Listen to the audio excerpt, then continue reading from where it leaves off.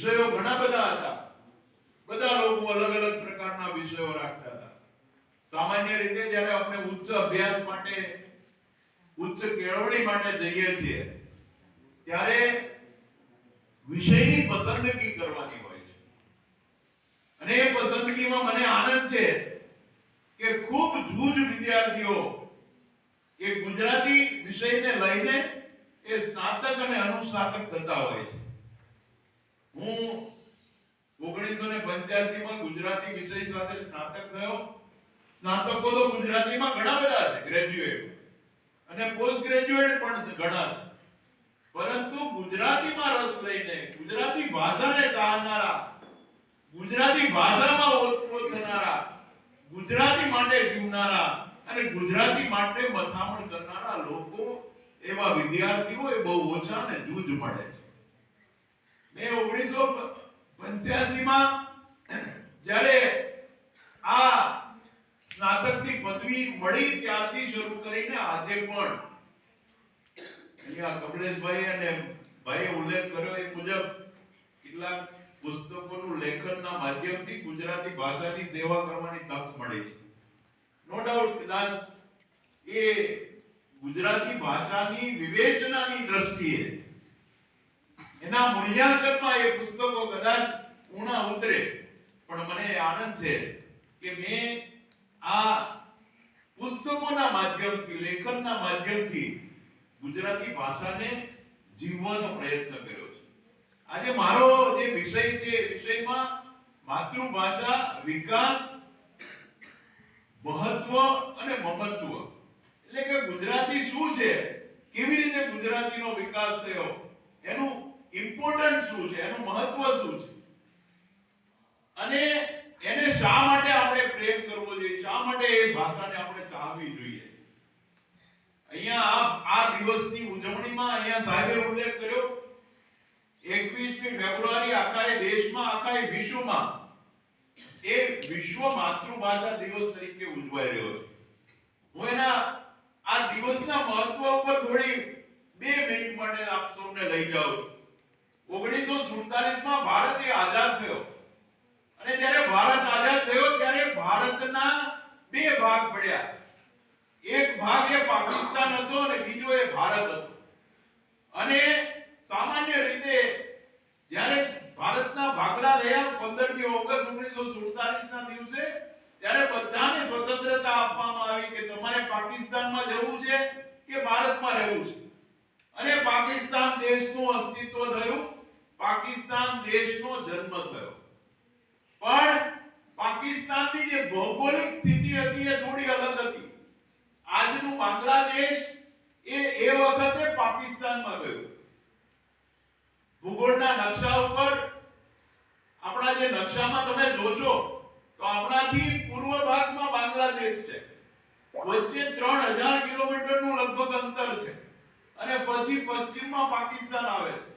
એક બાજુ પાકિસ્તાન અહીંયા અને બીજી બાજુ પૂર્વ પાકિસ્તાન અહીંયા, એટલે વચ્ચે આખો ભારત દેશ આવી જાય.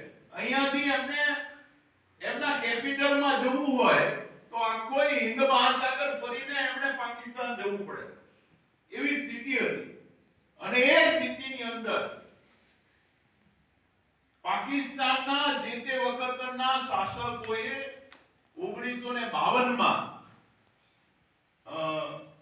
બંગાળના લોકો, જેને પૂર્વ બંગાળ ગણાતું હતું, પશ્ચિમ બંગાળ એ ભારતમાં હતું, પૂર્વ બંગાળ એ આજનું બાંગ્લાદેશ, ત્યારે ત્યાંના લોકોને એમ કહ્યું કે તમારી માતૃભાષા એ ઉર્દુ છે અને તમારે ફરજિયાત ઉર્દુ ભણવાનું છે, અથવા ઉર્દુમાં જ બધો વ્યવહાર થશે. અને ત્યાંના જે સ્થાનિક લોકો હતા એની માતૃભાષા બંગાળી હતી. એ લોકોએ એવું કહ્યું કે અમે અમારી બંગાળીને છોડવા માટે તૈયાર નથી, ગમે તે થાય. અને આ જ દિવસે બહુ મોટું આંદોલન થયું અને એ ભાષા માટે 4 લોકોના જીવ ગયા અને 4 લોકો શહીદ થયા. અને એટલે 1999 માં યુનેસ્કોએ આ દિવસને, કોઈ ભાષા માટેનું આંદોલન થાય અને આ દિવસે કોઈ વ્યક્તિઓ શહીદ થાય તો એ દિવસને યુનેસ્કોએ વિશ્વ માતૃભાષા દિવસ તરીકે ઉજવવાનું જાહેર કર્યું. આ આજના દિવસનું મહત્વ છે. લાંબી વાત છે, બહુ લાંબી વાતમાં હું જવા માંગતો પણ નથી, કારણ કે આપણી પાસે સમય પણ ઓછો. પણ એટલું જરૂર કહી શકાય કે માતૃભાષા આપણે જે ગુજરાતી છે, એ ગુજરાતી એ ગુર્જર ભાષામાંથી આવેલો શબ્દ છે. નરસિંહરાવ દિવેટિયા એમ કહે છે કે ગુજરાતી એ 550 ઈસવીસન 550 માં ગુર્જર ભાષાનો ઉલ્લેખ મળે છે. આમ તો આપણી મૂળ પ્રાચીન ભાષા એ સંસ્કૃત છે, સંસ્કૃતમાંથી પછી આપણે પ્રાકૃતમાં આવીએ છીએ અને પ્રાકૃતમાંથી પછી આપણે ગુજરાતી તરફ આવીએ છીએ. અને એવું કહેવાય છે કે 15મી અને 16મી સદીની અંદર મધ્યકાલીન યુગની અંદર સૌથી પહેલા ગુજરાતીનો પ્રયોગ થયો અને ધીમે ધીમે કરતા બહુ લાંબો ઇતિહાસ ગુજરાતીનો નથી. 500-600 વર્ષનો ઇતિહાસ છે. બહુ લાંબો ઇતિહાસ પણ નથી, કારણ કે ધીમે આમ તો એવું કહેવાય છે કે આખા દુનિયામાં લગભગ બોલીઓ અને ભાષા બંને વસ્તુ અલગ છે. બોલીઓને ગણીએ તો એ અગણિત છે, પણ એવું કહેવાય છે કે આખા દુનિયામાં 900 પ્રકારની ભાષાઓ છે. બધી ભાષાઓ કોઈ શીખી પણ ન શકે, બહુ સ્વાભાવિક છે. હમણાં હું આપ સૌને કહું કે બધી ભાષા આપણે જાણતા પણ ન હોય, અને કેટલીક ભાષાઓ તો એવી છે કે એના ઉપર ઇન્ટરપ્રિટેશન કરવું પણ અઘરું પડે, એટલે કે એનું ટ્રાન્સલેશન કરવું પણ અઘરું પડે. પણ મને કહેતા આનંદ થાય છે કે આપણી પાસે એઆઈ અને ગૂગલ આવી ગયા છે. હમણાં હું સિંગાપોર અને ગયા ઓગસ્ટમાં સિંગાપોર અને ઇન્ડોનેશિયાના પ્રવાસે ગયો.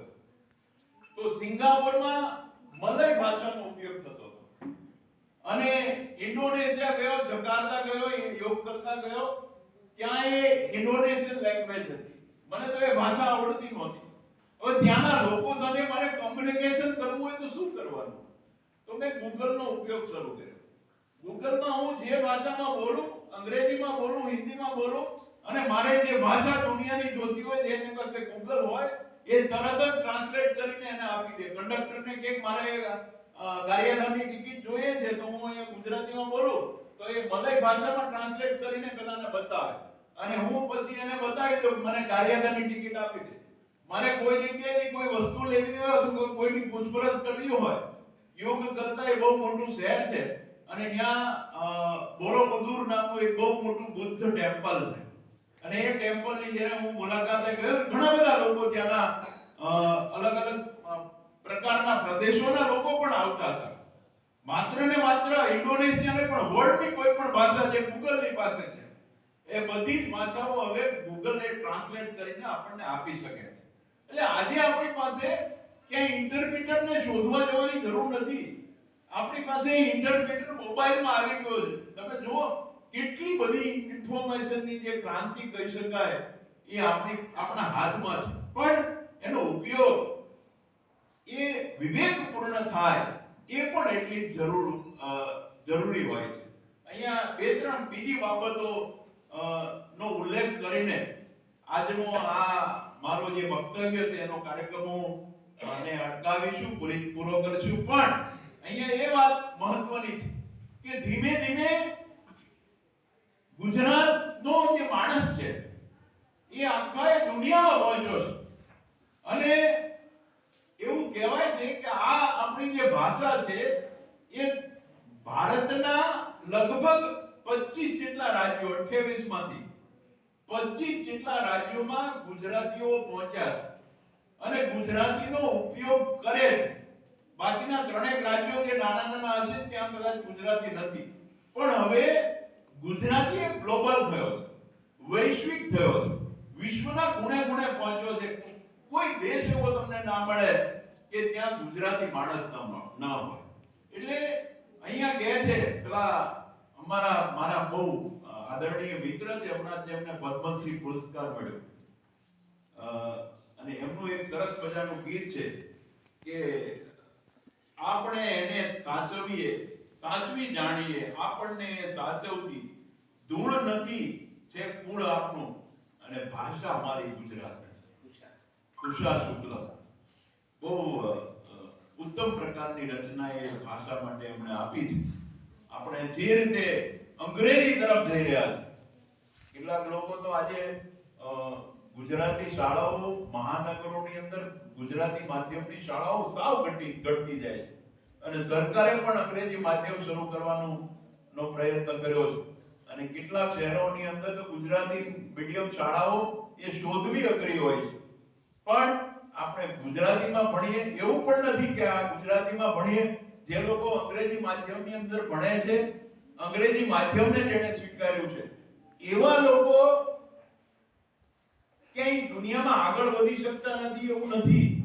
આપણી પાસે કેટલા એવા આઈડિયોલ કહી શકાય, આદર્શ કહી શકાય એવા વ્યક્તિત્વો છે જેમના હું નામ આપી શકું તમને, કે આ બધા જ આપણી સામાન્યમાં સામાન્ય શાળામાં ભણીને, આપણી જ શાળામાં ભણીને, આવી જ શાળામાં ભણીને ધીમે ધીમે આગળ વધ્યા હોય અને છેક ઉચ્ચ પદો સુધી, પછી એ ચૂંટાયેલા પદાધિકારીઓ હોય કે પછી નોમિનેટ થયેલા કે પછી વહીવટી તંત્રની અંદર કામ કરતા લોકો હોય. તો નર્મદની વાત, નર્મદ છે ને, એ એમ કહેતા હતા કે મને ગુજરાતી માટે ખૂબ પ્રેમ છે અને એણે અનેક પ્રકારના પદોમાં, એમનું એક મેગેઝિન હતું દાંડીઓ, એમાં પણ એમનો ઉલ્લેખ એમણે વારંવાર કર્યો છે. એટલે અહીંયા ગુજરાતીનું મહત્વ ઓછું ન થાય અને ગુજરાતી આપણે સતત એમની સાથે જોડાયેલા રહીએ એવા હેતુથી ગુજરાત સાહિત્ય અકાદમી દર વર્ષે ગુજરાતમાં, અહીંયા માનનીય મુખ્યમંત્રી સાહેબે કહ્યું કે 365 જગ્યાએ આજના દિવસે આ માતૃભાષા સપ્તાહ નિમિત્તે 365 જગ્યાએ આ પ્રકારના કાર્યક્રમો થયા છે. આપણે આ કાર્યક્રમ કરી શક્યા એનો આનંદ છે. મારે પણ થોડું અગવડતા આ કાર્યક્રમ માટેની હતી, પણ તેમ છતાં આપ સૌએ પણ આપનો જે કિંમતી સમય આપ્યો છે એ બદલ હું આપ સૌનો, આમ તો આ પ્રવચન આખું વાંચું તો બહુ લાંબુ છે, પણ એને સંક્ષિપ્ત કરીને આપ સૌની પાસે રજૂ કરવાનો પ્રયત્ન કર્યો છે.